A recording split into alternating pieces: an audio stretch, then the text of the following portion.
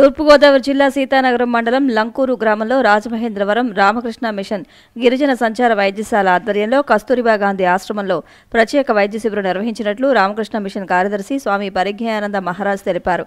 ఈ వైద్య శిబిరంలో వైద్యులు యన్నమని రామచంద్రరావు, శ్రీనివాసరాయుడు, సత్యం రమేష్ బాబు సుమారు 250 మందికి రోగులకు వైద్య సేవలు అందించారు.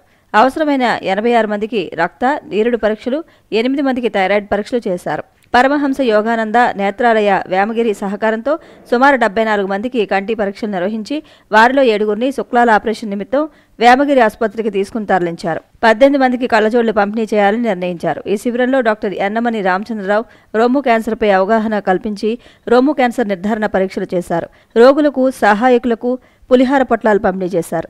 ఈ కార్యక్రమంలో ఆశ్రమ ప్రతినిధి G Sushila, Ramakrishna mission coordinator Srinivas, Yannamani Venkatanarayana, ఈ శిబిరంలో పరమహంస యోగానంద నేత్రాలయ ప్రోగ్రాం మేనేజర్ నక్కా చంటిబాబు సిబ్బంది పాల్గొన్నారు.